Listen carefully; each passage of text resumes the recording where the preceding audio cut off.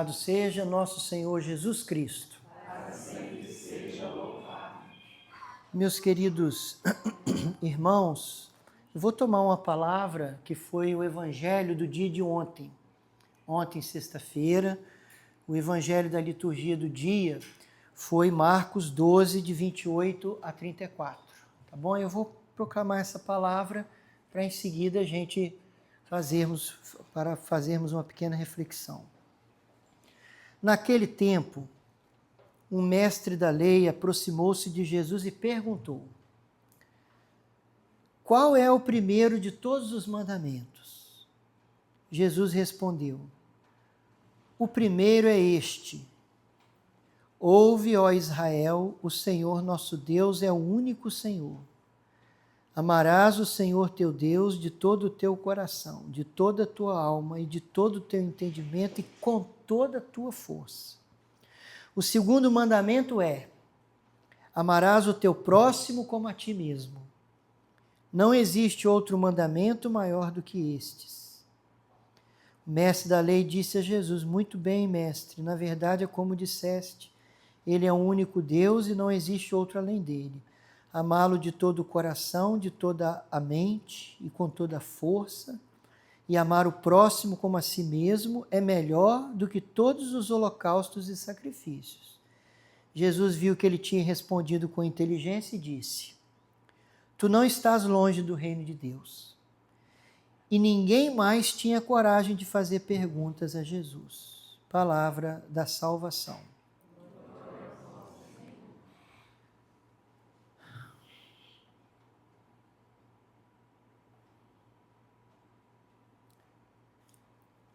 Meus queridos irmãos e irmãs,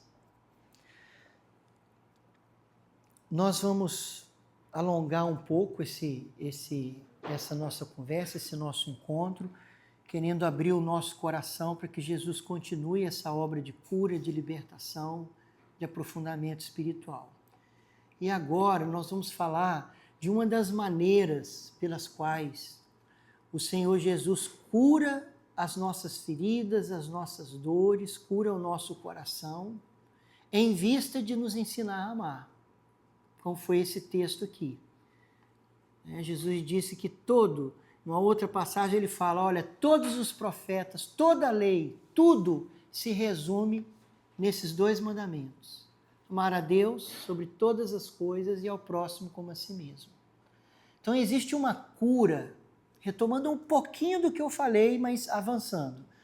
Existe uma cura que Jesus realiza na nossa vida quando você toma a decisão de amar. Quando você toma a decisão de amar no sentido disso ser um projeto de vida seu.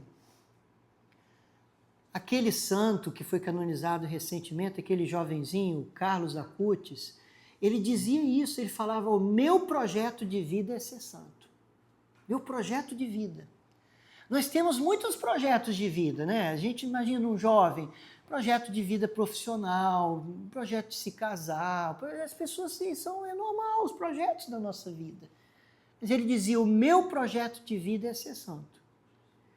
E quando você tem um projeto de vida que é a sua prioridade, todos os outros projetos, eles vão se dar neste projeto e não fora dele.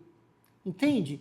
Então, quer dizer, aquilo se torna algo como um centro gravitacional. Em torno desse centro gravitacional, todas as outras coisas da vida vão girar em torno daquilo. E você vai viver em função daquilo que é o projeto da sua vida. Então, isso já define muita coisa, porque quando você define um projeto, assim, uma prioridade da tua vida, você já vai, por exemplo, descartando, cortando tudo aquilo que é incompatível. A primeira coisa que acontece é isso. Daí aquilo que não é compatível com aquele projeto, você vai descartando. Você simplesmente vai cortando da tua vida na medida que aquilo não é compatível.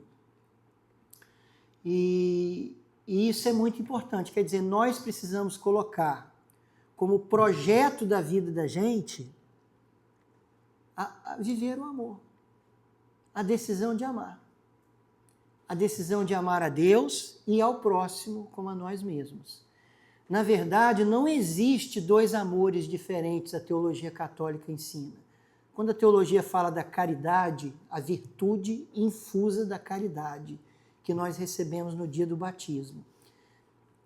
São as 3 virtudes teologais sob as quais a vida espiritual se dá. Fé, esperança e caridade. São como dons, assim, de ordem sobrenatural. A fé, a esperança e a caridade.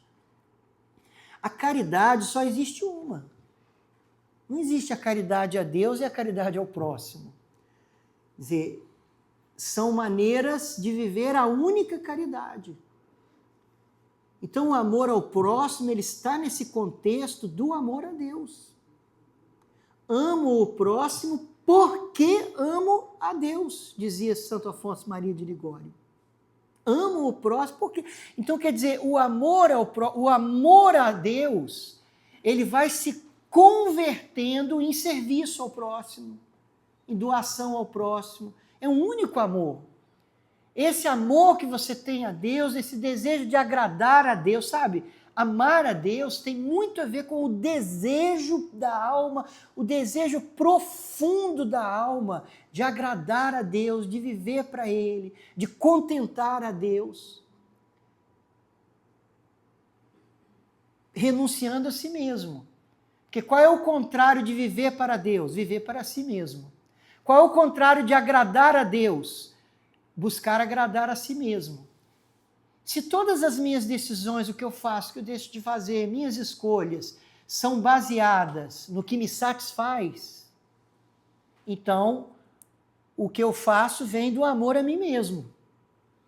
Mas se chega um momento da sua vida que aquilo que você escolhe fazer, aquilo que você escolhe não fazer, escolhas, decisões, elas vêm do desejo de agradar a Deus, de ser fiel a Deus, de obedecer a Deus. Então, isso é a caridade a Deus, quer dizer, o amor a Deus. E aí, esse amor que nós temos a Deus, cada vez mais a gente vai entendendo que ele precisa se converter, ele precisa se traduzir em doação da vida ao próximo, em serviço. E assim a gente descobre um amor verdadeiro, um amor que não é só utopia, um amor que não é só assim no plano psicológico ou no plano dos sentimentos, mas um amor que se torna real, que se torna concreto, que se expressa nas pessoas. Como disse o apóstolo João, né? Como que você diz amar a Deus que você não vê e não ama o teu próximo que você vê? Quer dizer, se o seu amor a Deus faz com que você deseje agradar a Deus, e isso se torna o projeto da sua vida, quando você descobre que para agradar a Deus você precisa servir o outro, você precisa se entregar, você precisa amar o outro, você passa a fazer isso não só por causa do outro, mas sobretudo por causa de Deus. E é isso que acontece na vida dos santos. Quando o amor ao próximo é de fato uma tradução do amor daquela alma que ama a Deus apaixonadamente. Apaixonadamente. E aqui é que acontece um dos processos de cura do nosso coração. Talvez seja o mais relevante, tá? Depois a gente vai falar, na terceira pregação, a gente vai falar de um segundo movimento de como Deus cura o nosso coração. Falando da cura dos traumas, falando desse amor curativo de Jesus. Mas aqui, nesse momento, existe essa cura. Jesus começa a curar o nosso coração quando você coloca o amor como projeto da sua vida e você decide amar. Eu quero amar. É sempre, olha, eu quero amar. Eu tomo a decisão de amar. Eu tomo a decisão de amar a Deus, eu tomo a decisão de amar o próximo e significa eu tomo a decisão de viver um esquecimento de si mesmo. Grave isso, gente. Não existe amor verdadeiro sem esquecimento de si mesmo. As pessoas que se deixam levar pelo Espírito Santo e passam a viver o amor de verdade, elas manifestam um grande esquecimento de si mesmas. Elas se esquecem de si. E elas colocam o outro no centro. E elas assim, já não se importam tanto se vai ser bom para ela, se não vai, se ela gosta, se ela vai ter satisfação, porque ela ela quer amar. Então, quando você coloca isso como prioridade da sua vida, Jesus começa a realizar um processo de cura no seu coração, que foi algo que eu falei na primeira pregação. Você quer amar, você toma isso como uma forte decisão, mas aí você começa a esbarrar nos seus defeitos. Você começa a se autoconhecer do ponto de vista espiritual e profundo quando você toma a decisão de amar. Aí você descobre como você é pequeno, aí você descobre como você é egoísta, como você é mesquinho. É assim que a gente descobre a nossa mesquinhez. Quando você olha para Jesus, quando você olha para o jeito de amar dele, quando você se deixa tomar por essa motivação de amar verdadeiramente, e aí você começa a tentar. No início você tem aquela ilusão, né? Você acha que você consegue só com o seu esforço. E aí o próprio Deus permite o fracasso, e o fracasso no amor é muito importante para aprendermos a amar. Você precisa fracassar. Você precisa tentar por você mesmo e ver que você não é capaz por você mesmo. Porque aí você começa a se abrir à graça. E aí que você começa a amar pelo poder do Espírito Santo, e não apenas pelo seu esforço humano. Quando você decide amar, e você se lança, e aí você esbarra no seu egoísmo, esbarra na sua mesquinhez, esbarra nos apegos que você tem às coisas, esbarra no apego que você tem a você mesmo. Mas aí você descobre que existe uma cura interior quando você começa a perceber que suas dores, suas fraquezas, seus limites na tentativa de amar são oportunidades. A gente, por exemplo, não quer ser tentado. A gente não quer sofrer perseguição. A gente não quer enfrentar nenhuma tribulação. Mas essas coisas são as verdadeiras oportunidades de nós amarmos a Deus. Cada vez que você é tentado e você não cede à tentação por causa de Deus, você cresceu no amor. O Espírito Santo está ensinando a sua alma a amar. As dores, as lutas, as injustiças, os sofrimentos que a gente passa nessa vida, as tribulações, as provações, são verdadeiras oportunidades para nós vivermos o amor. E a gente não percebe isso. E é nesse processo, quando você começa a perceber as infinitas oportunidades que Deus coloca na sua vida de você amar, aí Deus começa então a curar o seu coração para que você possa amar. Tudo é oportunidade de nós amarmos, tudo. Os santos viveram isso.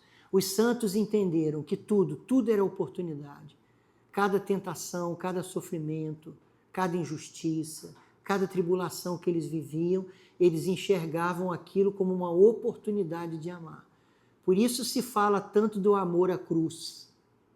O que é o amor à cruz que os santos viveram? Os santos amavam a cruz, pelo amor de Deus, isso é muito eloquente. Aceitar a cruz, suportar os sofrimentos da vida é um grau muito inferior. Os santos, eles não suportavam só, não, eles amavam, eles abraçavam a cruz. Porque eles sabiam toda a glória que vem da cruz, eles sabiam, né, que a cruz era a oportunidade de amar, a cruz era a oportunidade de se tornar um ser humano verdadeiro. Eles sabiam que a cruz é a árvore da vida. Ou seja, o fruto que a gente colhe da cruz é vida, é transformação, é cura.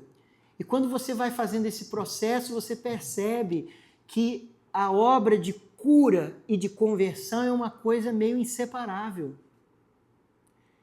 É meio que uma coisa que se dá ao mesmo tempo. Jesus vai nos curando e a gente percebe que essa cura é um processo de conversão, porque você está amando, porque você está sendo mais humilde, porque você está... E você percebe então que as dificuldades são verdadeiras oportunidades.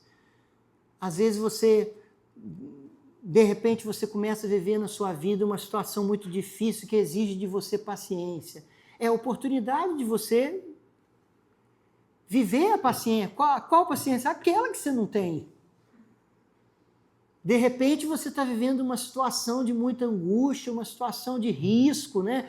Olha, existe um risco, existe uma situação, uma coisa ruim que pode acontecer lá na frente, e de repente você vê que essa é uma oportunidade de você confiar em Deus, que essa é uma oportunidade de você se revestir da fortaleza do Espírito Santo. Tudo é oportunidade, tudo, tudo, tudo, tudo. A nossa fé não cresce no tempo da bonança. Se cresce, é muito pouco. A nossa fé cresce no tempo da dificuldade, ainda que você não veja que ela está crescendo, ainda que você ache que ela não está crescendo, mas é no tempo da dificuldade que ela cresce. O nosso amor a Deus não é quando tudo está bom que ele cresce. O amor, que é a nossa vocação, ele cresce quando Deus nos dá essa oportunidade de, nas situações difíceis que ele permite na nossa vida, a gente viver a paciência, a gente viver a fortaleza, a gente viver, né, aquele amor de tolerar o outro, de suportar o outro, de suportar uma situação difícil que eu estou vivendo com alguém, com algum familiar. Né? A gente não percebe, por exemplo, quando alguém nos magoa, que aquilo ali é uma coisa que está me causando dor, mas ao mesmo é o outro lado da moeda. Olhar o outro lado da moeda, cara ou coroa, né? Um lado da moeda é a dor que você está sofrendo, um lado da moeda é o que estão fazendo com você, o outro lado da moeda é que aquilo é a oportunidade de você viver o perdão, de você fazer o que Deus pede para você fazer. Tem sempre o outro lado. É aquela velha história de você fazer uma limonada com limão que dão para você. De você tirar um bem. De você entender o que Deus está pedindo para você viver naquela situação. Por que Deus está permitindo aquilo. Por que aquela situação difícil está acontecendo. O que eu devo viver nessa situação. Deus quer que eu cresça onde? Que sempre, sempre, sempre, sempre, sempre, nunca vai acontecer de Deus não estar querendo que você viva uma coisa específica, que você cresça num determinado ponto da sua alma, da sua vida, que você progrida espiritualmente, que você cresça no amor, que você cresça na humildade, que você cresça na fé, que você cresça na esperança, que você cresça na paciência. Sempre que uma dificuldade, que um sofrimento, ele vier ele acontecer na sua vida, você precisa entender, isso é uma oportunidade que Deus está me dando. Santa Teresa d'Ávila, quando estava fundando os mosteiros e tudo, diz a história que quando ela estava indo para um mosteiro, ela caiu do cavalo numa poça de lama, né? E que ela disse para Deus assim, é por isso que o Senhor tem poucos amigos, porque o Senhor trata assim seus amigos.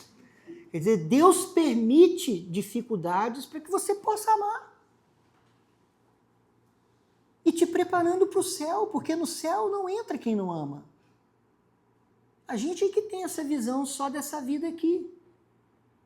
Mas isso aqui é um pedacinho muito pequeno da nossa vida, da nossa existência. E quando acontece um sofrimento, quando acontece um sofrimento grande na nossa vida, ou com a família, ou um sofrimento de doença, sabe, de doença grave, ou um sofrimento assim, de perseguição no trabalho, de injustiça. De vez em quando as pessoas passam por essas coisas. A gente fica chateado, alguns se revoltam com Deus, igual eu falei anteriormente, né? Alguns que são muito dedicados a Deus, de repente você começa a sofrer pra caramba, você, eu sou pessoa de Deus, sou de oração e tudo isso está acontecendo na minha vida, como se Deus fosse o nosso devedor. Mas tudo é oportunidade. É Deus dizendo, olha, eu te amo, por isso estou permitindo tudo isso. E aí a gente percebe que existe uma cura do coração que se dá no mistério da cruz. É o mistério da cruz. O que é o mistério da cruz? É o fundamento da nossa fé. O mistério da cruz, uma outra maneira de chamar o mistério da cruz, é o mistério pascal. Jesus passou de uma condição a outra. Jesus passou da morte à vida. Jesus passou de uma condição humana a uma outra condição humana. Quando Jesus morreu, eu sempre digo isso, quando Jesus ressuscita, ele não volta a ter a vida que ele tinha antes de morrer. Não foi como Lázaro. Quando Lázaro morreu, Jesus ressuscitou Lázaro, ele voltou a viver a vida que ele tinha antes. Voltou a viver, estava morto, voltou a viver. Quando Jesus morre, acontece uma Páscoa.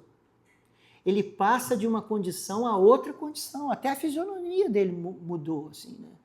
Eles não reconhecem, Jesus apareceu, eles não reconheceram Jesus fisicamente. Ali, dizem grandes teólogos e místicos da igreja, aconteceu uma recriação do ser humano. O Jesus que ressuscitou é o novo Adão, o primeiro de uma nova geração. E aí a Bíblia diz, São Paulo fala, por exemplo, São João da Cruz também, São João Evangelista fala também na Bíblia que nós também passaremos por isso, que nós seremos semelhantes a Ele. Quando Ele voltar, quando acontecer a parousia, né, que os mortos vão ressuscitar, e quem estiver vivo vai ser transformado. Vai passar por essa... A ressurreição dos mortos é uma transformação. Não é só voltar a viver, não. É uma transformação. Você passa de uma condição a outra condição. Então, existe uma cura do coração que se dá nesse mistério da cruz, ou mistério pascal. Por que mistério da cruz? Porque nós cremos, olhando para Cristo, olhando no que deu a cruz de Cristo, nós cremos que existe sempre uma bênção, existe sempre uma cura, existe sempre uma ressurreição escondida em cada cruz da nossa vida. Por isso os santos amavam a cruz. Quando nós abraçamos a cruz ao invés de rejeitá-la. Quando nós louvamos. Olha a importância do louvor, o poder do louvor. Se fala muito na renovação carismática do poder do louvor, mas se fala pouco da fundamentação teológica. Como assim? Louvar nas dificuldades? Louvar, eu estou tendo um problema e eu começo a louvar e agradecer a Deus porque eu estou tendo aquele problema, isso parece masoquismo e coisa de maluco. Mas não, é porque eu estou vendo uma coisa que outras pessoas não estão vendo. Eu consigo enxergar que a cruz é a árvore da vida, que existe um bem. Que a cruz é como um remédio amargo, ruim de tomar, não é gostoso, mas ele traz cura. O que ele realiza é maravilhoso. Você percebe isso? Por que Deus permite muitas vezes as humilhações na nossa vida? A humildade, por exemplo, é a base. A humildade, ela é a base da vida cristã. Mas não se cresce na humildade sem a humilhação, assim. A gente precisa passar por humilhações, precisa passar por certas situações para se tornar humilde, né? Alguns dizem que é muito difícil um jovem ser humilde. Que o tempo da juventude, quando nós somos muito jovens, é esse tempo assim que a gente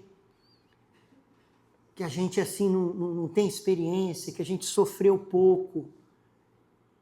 E que a humildade mesmo só vem depois que a gente já passou bastante sofrimento na nossa vida, depois que a gente já passou experiências de humilhação. Aí Deus vai forjando a humildade no nosso coração. E fora graças especiais, às vezes no início, quando a gente é muito jovem, é difícil de viver a humildade, fora graças que Deus concede, assim, né? A igreja teve muitos jovens que foram santos e muito humildes. Mas Deus forja o nosso caráter, Deus cura o nosso coração nos sofrimentos. A gente acha que é o contrário, né? Quando a gente está sofrendo, a gente não consegue enxergar que Deus está curando a gente. Não consegue. Nosso olho é tampado, nossa visão é tampada e a gente não enxerga. A gente olha toda aquela cruz, todo aquele sofrimento apenas como algo ruim. E é difícil mesmo, né? Humanamente, muito difícil, sem a graça. Imagina uma pessoa que está lutando contra uma doença grave, uma pessoa que está enfrentando um problema sério na família. É difícil. E a gente precisa da graça. A graça que vai fazer você enxergar em meio à dor o bem, a glória. Tem uma passagem que sempre me toca lá no início do Atos dos Apóstolos, quando Santo Estevão, lembra de Santo Estevão, aquele diácono que foi apedrejado? Então ele foi apedrejado, né? Diz que, ali o texto até fala que Saulo estava presente, né? Saulo, que depois viria a ser Paulo, estava presente. Eles levaram ele e apedrejaram ele. E aí diz o relato bíblico de Atos dos Apóstolos, que quando ele estava sendo apedrejado, ele olhou para o céu e viu a glória de Deus. E orou pedindo que Deus perdoasse quem estava apedrejando ele. Brincadeira, né? Isso, gente, isso aqui é o amor que Deus quer que a gente viva. E ele, sendo apedrejado, vendo que ia morrer, olhou para o céu e viu a glória de Deus. Os santos fazem isso. Eles olham para a cruz e eles veem a glória. Eles não veem só a cruz. Eles são capazes de enxergar a glória que está escondida ali. Que é tudo que Deus está realizando na alma, tudo que Deus está curando, tudo que Deus está purificando, o processo de formação da humildade, de uma fé viva, de uma confiança verdadeira. Eles sabem disso. Ver a glória de Deus escondida na cruz. Quando uma pessoa se coloca a fazer isso, um processo grandioso de cura do coração acontece, de cura das feridas, das rejeições, dos traumas, dos vazios que nós trazemos na vida.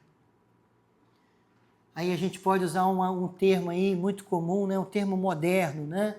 Muito usado aí na psicologia, nas ciências humanas, né? Muito usado pelos coachings da vida, né? Ressignificar. Uma palavra do tempo de hoje, né? As pessoas falam muito de ressignificar. Mas quem inventou isso foi Jesus. Não foram os psicólogos.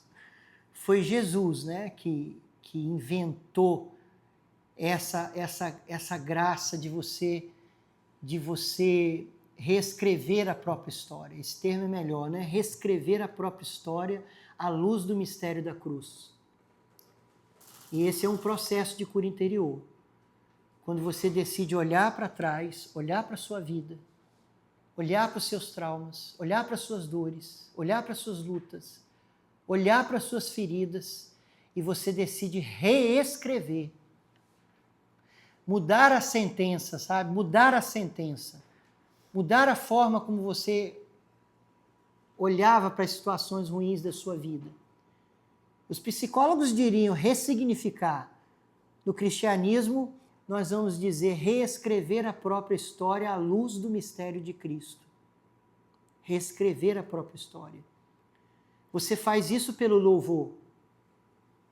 Quando coisas do seu passado, coisas da sua história, que ainda são... Nós temos lembranças na nossa história e essas lembranças ainda são fonte de dor. Você lembra de coisas que você viveu e você se emociona ainda, você lembra de coisas que você viveu e você torce o nariz, você lembra de coisas que você viveu e você sente raiva. Mas é preciso reescrever. E a gente faz isso pelo louvor. O louvor é como se fosse a caneta. É pelo louvor. O louvor é a ferramenta, é o instrumento. E ele está baseado na fé, a fé no mistério da cruz. Eu creio em tudo que Deus tirou, todo o bem que Deus fez, em tudo isso que eu vivi.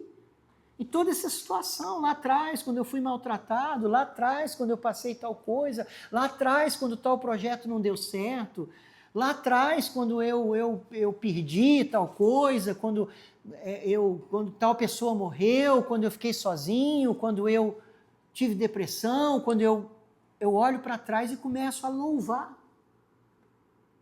Louvar. Simples assim.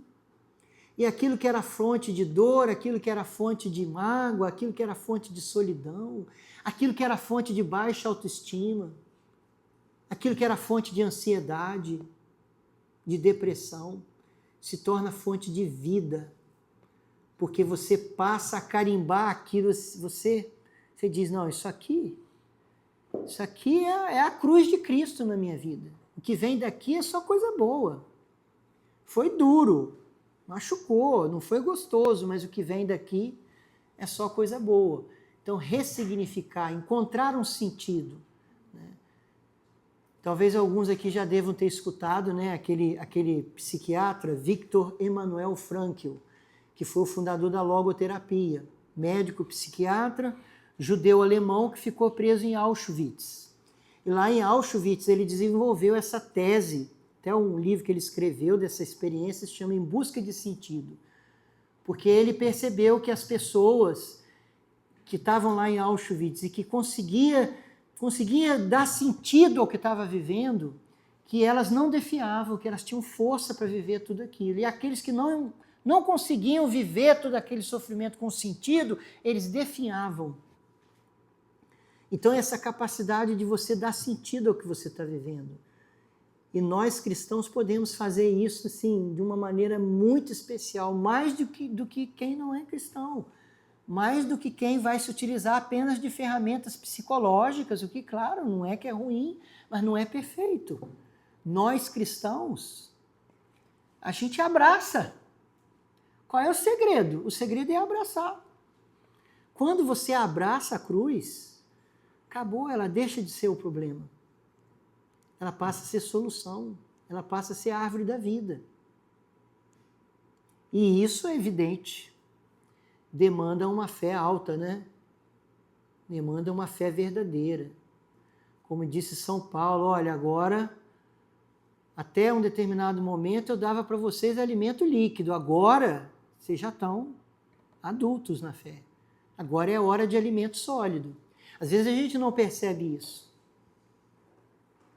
Às vezes a gente está vivendo um sofrimento na nossa vida, uma angústia, uma situação muito difícil a gente está passando, e a gente não percebe que, olha, o que está acontecendo? Não, é que Deus está me tratando como adulto. Acabou o tempo de só alimento, só papinha, só líquido. Deus agora está me dando alimento sólido que vai fazer eu crescer na fé. Quando Deus permite uma noite escura na vida de alguém que quer crescer, de alguém que quer viver para Deus, de alguém que quer ser santo, e de repente ele entra numa noite escura de aridez, de angústia profunda, desgosto. Às vezes ele é incapaz de perceber que, olha, esse é o jeito de amar de Deus. Difícil, né? Mas é o jeito que Deus nos ama, é assim.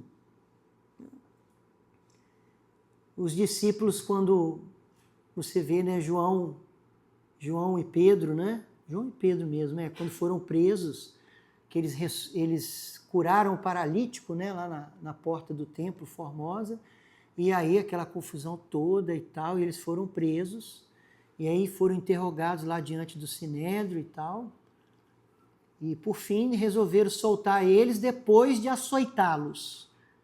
Então eles foram açoitados cruelmente, e aí diz a Bíblia que eles voltaram para casa assim, radiantes por terem sido açoitados. Meu Deus, que loucura! Meu Deus, estou muito longe. Dá-me a graça, Senhor. Alimento sólido. Alimento sólido. Você quer a cura do seu coração? Prepare-se. Você quer a cura do seu coração a tal ponto de que isso vire santidade em você? Prepare-se. Deus não vai te tratar como criancinha, como talvez tenha te tratado até agora. Ele vai te dar alimento sólido. E você vai ter que crescer no amor à cruz. Esse é o maior problema da gente. Nós não nos abrirmos a amar a cruz.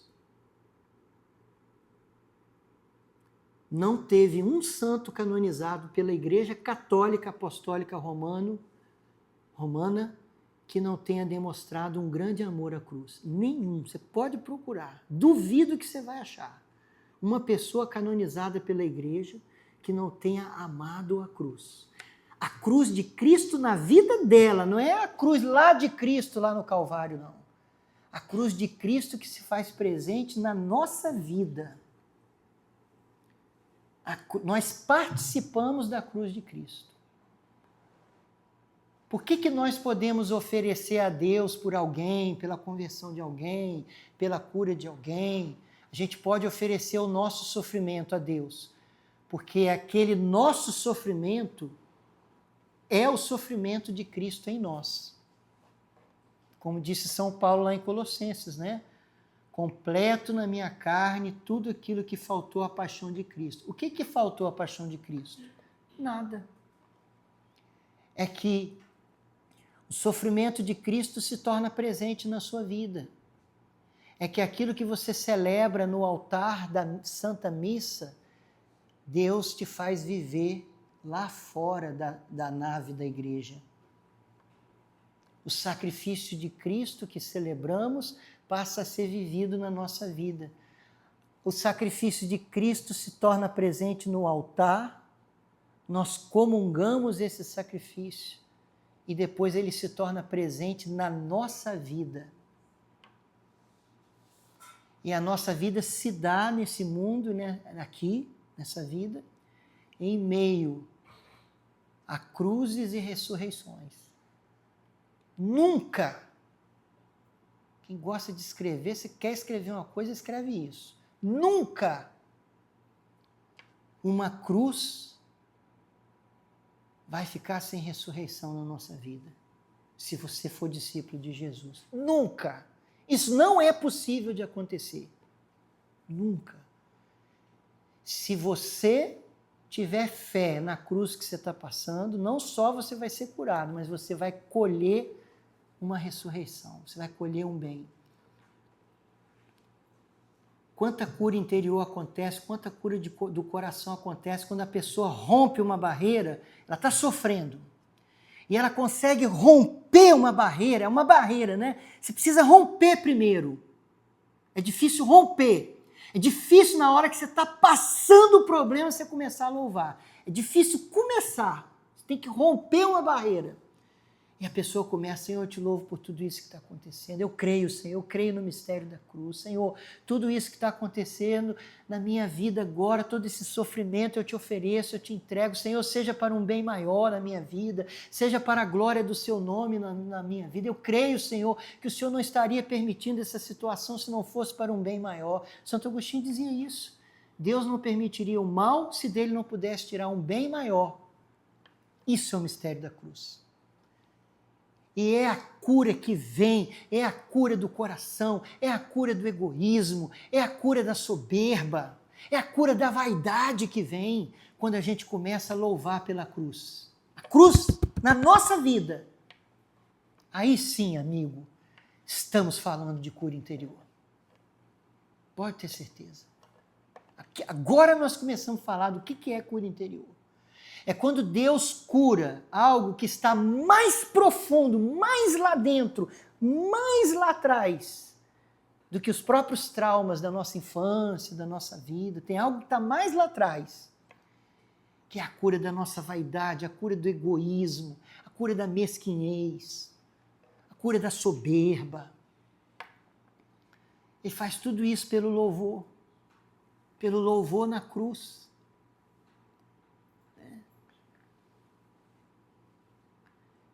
Eu prego muito sobre isso, mas eu sempre fico com medo depois. Eu tenho medo de Deus me fazer viver o que estou pregando. Ele faz sempre, não tem jeito. E, assim, né, nos últimos tempos, até recentemente, né, eu passei um grande sofrimento na minha vida. E eu procurei colocar em prática o que eu estou pregando aqui para vocês. Posso dizer, é duro. É duro. E isso que eu falei aqui para vocês, foi a experiência que eu fiz, que você tem que romper uma barreira. Você sabe que você tem que viver aquilo, mas, cara, você fica ali, te parece irracional louvar por um problema que você está vivendo, mas aí você começa assim, esquece tua cabeça, esquece tua razão, simplesmente faça. E é incrível. A primeira coisa que você começa a experimentar é a fortaleza. O problema não está resolvido, pelo contrário, piorou e você está tranquilo. Ou pelo menos em boa parte, né? De vez em quando dá umas ondas assim, né? Vem uma onda de baixo astral e você cabrunha de novo, aí você vai vai à capela do Santíssimo, louva, retoma. Senhor, eu creio. Eu creio que tudo isso é para um bem maior. Eu creio no mistério da cruz. Eu creio na tua ressurreição, nisso que eu estou vivendo. Eu creio. E você vai lutando contra você mesmo, dizendo, eu creio na ressurreição. Na experiência de ressurreição que eu vou fazer aqui, nisso que eu estou vivendo. Não só naquela que eu vou fazer quando Jesus voltar na parousia. Entende isso? Participação na vida do ressuscitado. Jesus se fez homem, Jesus se fez filho do homem para que nós nos tornássemos filhos de Deus. O Filho de Deus se fez filho do homem para que nós nos tornássemos filhos de Deus. Ele participou do nosso sofrimento para que nós pudéssemos participar da sua glória. É uma troca. Diz Santo Agostinho, é o divino comércio. Ele recebeu todo o nosso mal para que nós pudéssemos receber todo o bem que lhe é próprio. E por isso, os teólogos do Oriente cristão sempre falaram da teoses. Já ouviu essa palavra? Teoses significa a nossa transformação em Deus, por participação, não por igualdade. A serpente, quando tentou os nossos pais, e eles caíram, ela disse, sereis como deuses. A serpente tentou eles a partir de uma coisa que já estava inscrito no coração deles. Porque eles já tinham isso como vocação, de participarem da vida de Deus. No batismo nós recebemos uma participação, uma comunicação da vida de Deus. E nos tornamos, entre aspas, deuses, entre aspas. Porque nós fomos divinizados, deuses por igualdade, mas uma participação na vida de Deus. Então, quando a gente participa dos sofrimentos de Cristo, pelos nossos sofrimentos, nós participamos da ressurreição também. E essa é a cura que a gente tem que procurar. Por exemplo, se você for parar agora, antes da gente rezar um pouquinho, não posso falar 1h30, como foi a primeira pregação, se você parar um pouquinho para pensar o sofrimento que você está vivendo hoje na sua vida. Se você está, pode ser que você não esteja vivendo um grande sofrimento, mas se você tem alguém aqui que está vivendo uma grande dificuldade, cara, um problema familiar, uma doença grave, uma tribulação que você está passando, ou no trabalho, não sei, sabe? É a hora, é a oportunidade da cura do seu coração. É a oportunidade de você fazer uma experiência de cura muito profunda pelo louvor, abraçando a cruz, não rejeitando ela. Abrace a tua cruz. Eu acho tão lindo, assim, claro, isso a gente não sabe se foi assim, desse jeito, que isso não está ipsis litteris descrito nos evangelhos, que a gente viu no filme do Mel Gibson, A Paixão de Cristo. Quando, enfim, ele vai ser crucificado, e que dão para ele a cruz, ele vai lá e abraça a cruz e beija, vocês lembram? Aí um soldado, não sei quem lá, você é louco, tá abraçando aí a cruz, né? Vocês lembram dessa passagem? Quando ele recebe a cruz, ele abraça a cruz assim, ele não rejeita a cruz, ele abraça a cruz. Por quê? Porque ele sabia tudo que ia resultar da cruz. Ele sabia tudo que ele ia conseguir com aquela cruz. E você? Você sabe tudo que você vai conseguir com a cruz que Deus permite na sua vida? Porque assim, a gente fica meio como tolo se a gente não tem essa visão. E se a gente tem a visão só de dor, só de, sabe? Abraçar a cruz. Não tenha medo da tua cruz. Não tenha medo, é ela que vai te levar para o céu, é ela que vai te levar para a experiência da ressurreição ainda nesta vida. Não só depois, ainda nesta vida. Porque a vida eterna, a gente começa a viver ela aqui. A vida eterna é a vida da graça recebida no batismo. Ela vai se desenvolvendo igual a criança. A criança, ela não é tudo que ela vai ser. Ela vai crescendo e ela vai se tornando aquilo que ela vai ser um dia.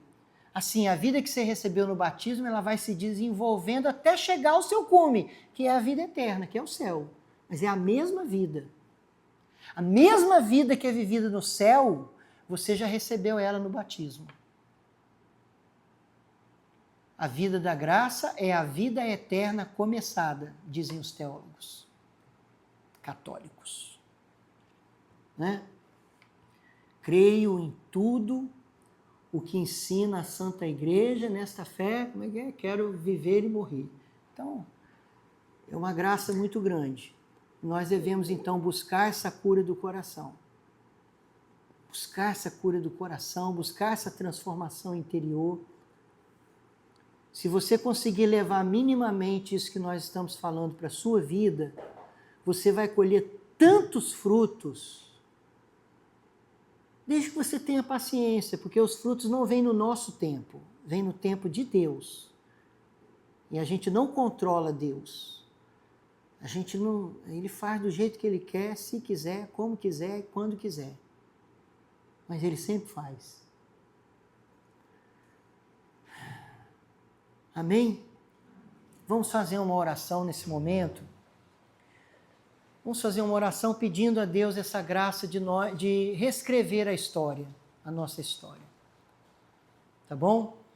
No terceiro momento a gente vai fazer uma oração mais, vamos explicar a cura interior, aquela que vem do amor de Jesus e como isso é importante, esse Jesus que cura nossos traumas. Mas agora eu queria propor para você que você feche os seus olhos, que você pudesse fazer aqui como um início de um processo. Isso aqui é o início. E você vai continuar vivendo isso depois em casa. Então você pode, por exemplo, fazer isso até com um caderno, você pode escrever. Você pode fazer primeiro só louvando, depois você pode ir escrevendo toda a sua história de vida, vai reescrevendo a sua história de vida. Escrevendo. Sabe, você, olha, eu nasci em tal ano, eu sou filho de tal pessoa, neto de tal pessoa, a minha vida foi assim, foi assado, eu passei isso, eu passei aquilo. E à medida que você vai falando, tudo aquilo que você viveu, você vai louvando, vai agradecendo a Deus, vai bendizendo como quem crê no mistério da cruz, como quem crê que tudo que foi permitido por Deus foi para um bem maior. E você vai então reescrevendo pelo louvor. Você pode fazer isso só com palavras, mas é uma técnica boa, você também, se quiser, escrever tudo isso. Quem tiver disposição para fazer isso, vale muito a pena. É um exercício muito bom de se fazer, que traz muita cura. Reescrever a própria história. Então, coloca a mão no seu coração, pedir ali o dedilhar do violão do nosso irmão. Coloca a mão no seu coração, feche os seus olhos. Vamos pedir agora isso ao Senhor. Feche os seus olhos, vamos pedir. Senhor Jesus, nós queremos pedir que o Senhor possa trazer agora luz à nossa mente. Que o Senhor possa iluminar as nossas lembranças, as nossas memórias, sobretudo as lembranças traumáticas, as dores, as lutas, os sofrimentos, as experiências de abandono, de rejeição, de desamparo, de solidão. Quero pedir que o Senhor possa me lembrar. Peça a Jesus isso agora. Me lembra, Jesus. Me lembra de tudo que eu vivi, que me machucou, que me magoou.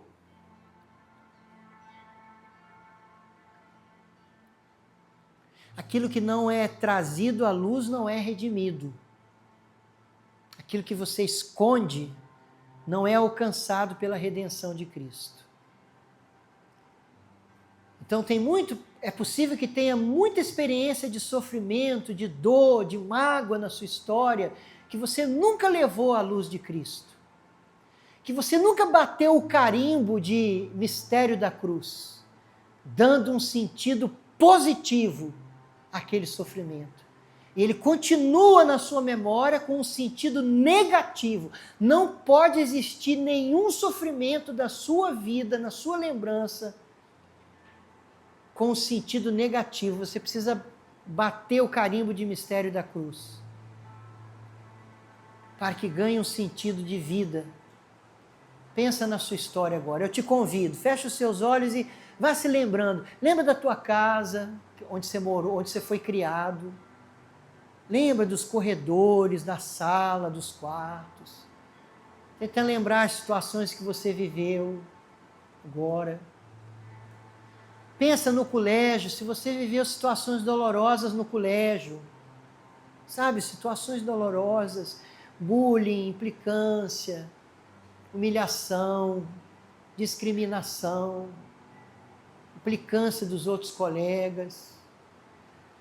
Pensa situações que você sofreu maus trato de alguém, situações que você foi humilhado,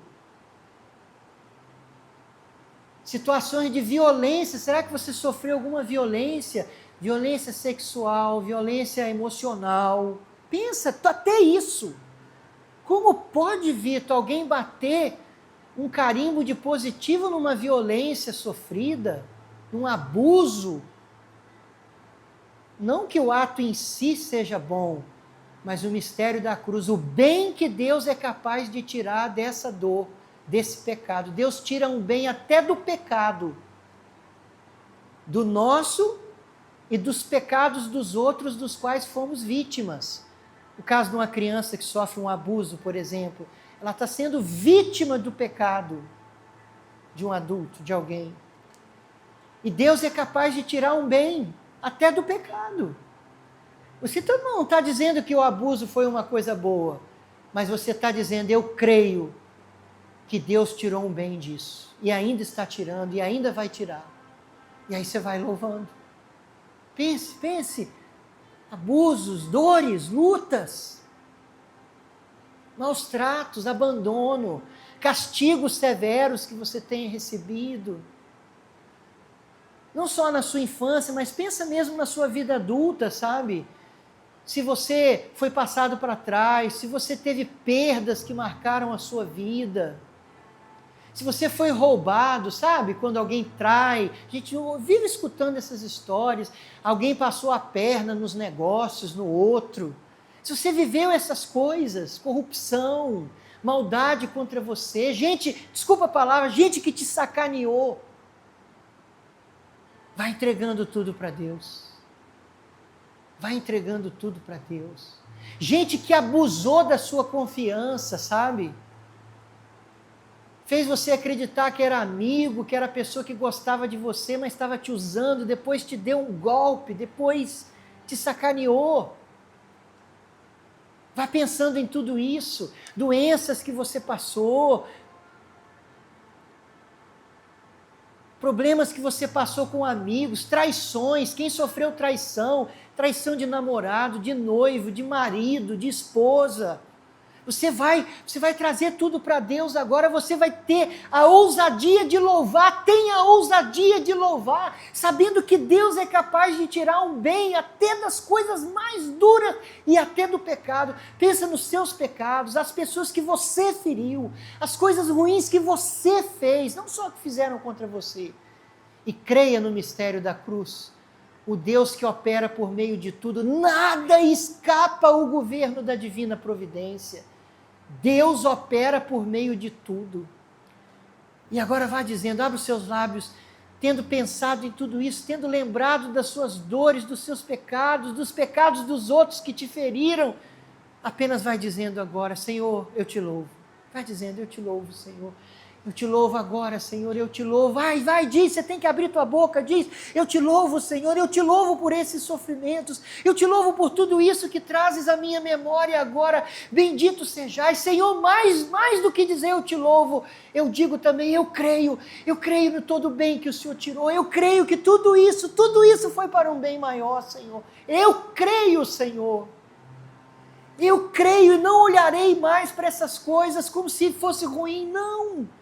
O Senhor transforma tudo em fonte de bênção, esse sofrimento que eu passei, essa rejeição que eu vivi na minha história, essa carência que eu vivi na minha história, eu creio que o Senhor transforma isso em bênção hoje, de uma maneira que eu não preciso explicar, eu só creio. Eu só creio, Jesus. Vai louvando, abre os teus lábios. Vai louvando, vai louvando. Vai louvando, diga: eu te louvo, Senhor, bendito sejais, adorado sejais.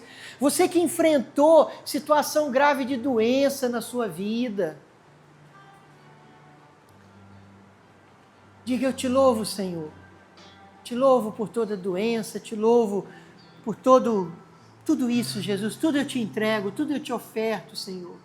Nada vai ficar sem sentido, nada vai ficar sem a sua devida recompensa, Senhor. Nada.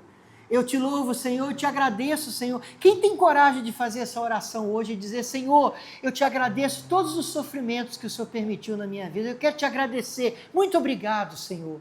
Muito obrigado. Quem tem coragem de fazer essa oração? Se você tiver, faça. Quem tem essa ousadia de fazer hoje: Senhor, muito obrigado por eu ter passado por aquilo, muito obrigado por eu ter sofrido aquela situação. Eu sei, Jesus, que as pessoas de fora vão achar que eu sou maluco, mas não, Senhor, é que eu creio na cruz, é que eu creio na tua ressurreição, e eu sei que eu estou permitindo a sua ressurreição de acontecer quando eu louvo. Eu estou permitindo, eu estou dizendo sim. Eu estou acolhendo a sua ressurreição nos meus sofrimentos, quando eu louvo. E é por isso que eu estou louvando. Não como quem é tolo, mas como quem crê. Eu creio, Jesus. Eu creio, Jesus. Bendito sejais. Adorado sejais, Senhor. Agora sim, eu te convido, estende a tua mão para o sacrário, estenda a tua mão para a hóstia consagrada, que é o Cristo no nosso meio, de verdade. E vá pedindo: Jesus, cura meu coração. Cura, Jesus, cura toda a minha melancolia. Cura agora, Jesus, eu te peço, todo o pessimismo que existe em mim. Cura, Jesus, todo o vitimismo que existe em mim. Existe às vezes um vitimismo em nós.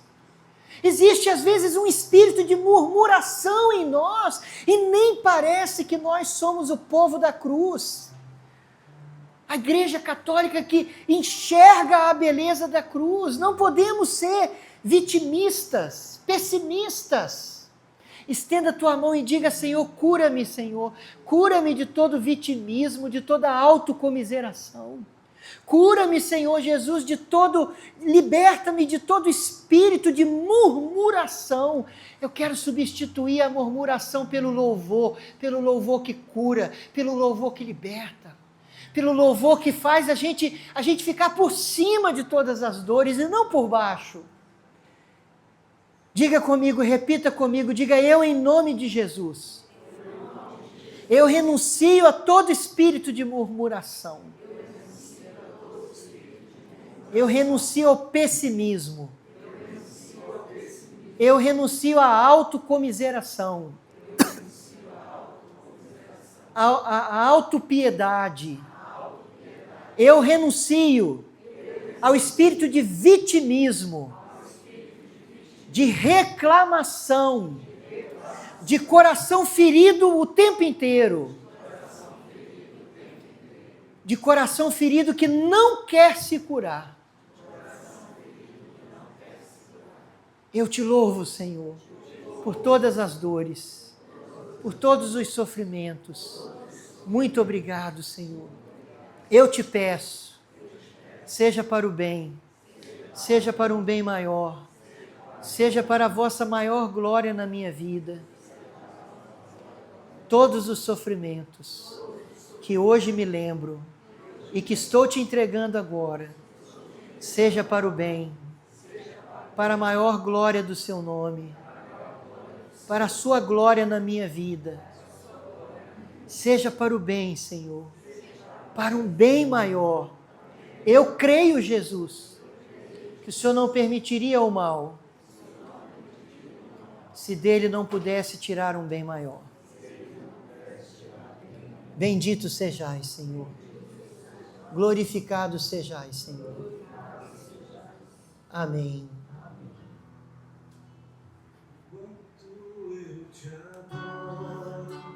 Você vai me curando enquanto eu te busco. Não opera o que eu não consigo fazer.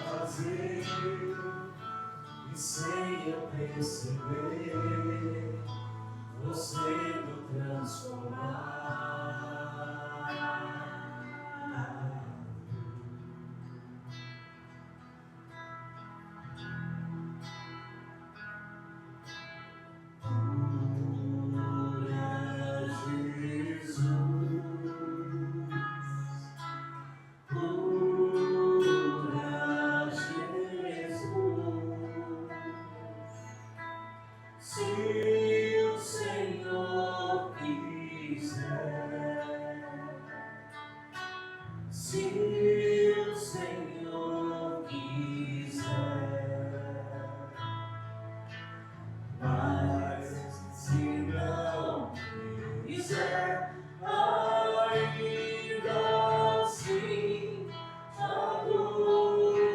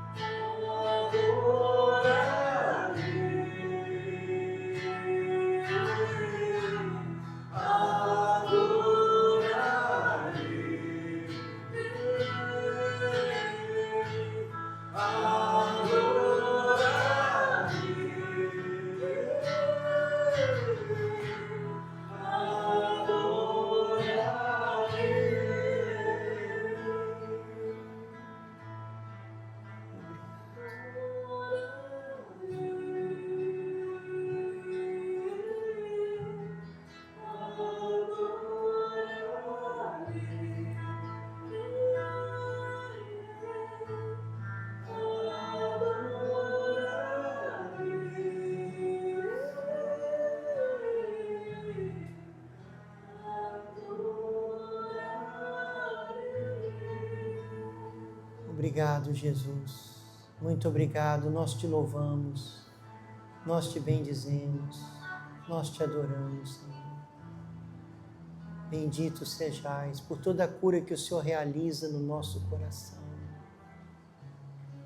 O Senhor está curando a fraqueza emocional de algumas pessoas. Pessoas que têm uma forte tendência de agir com fraqueza emocional nas dificuldades. O Senhor parece que virou uma chave dentro de você. O Senhor está te dando realmente visão espiritual, visão de fé. O Senhor está concedendo a visão de fé a muitas pessoas aqui. É uma graça, como um dom de Deus, assim. De você ter uma outra visão a partir de agora. Como disse Jesus, os olhos são a lâmpada da carne, a lâmpada.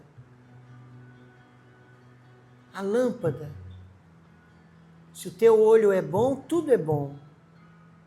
Tudo depende da maneira que a gente vê, que a gente enxerga. Muito obrigado, Jesus. Muito obrigado. Porque o Senhor nos liberta de todo pessimismo, de toda murmuração, de verdade, Senhor. Muito obrigado. Bendito sejais. Adorado sejais, Senhor, neste momento. Glórias e louvores a Ti, Senhor.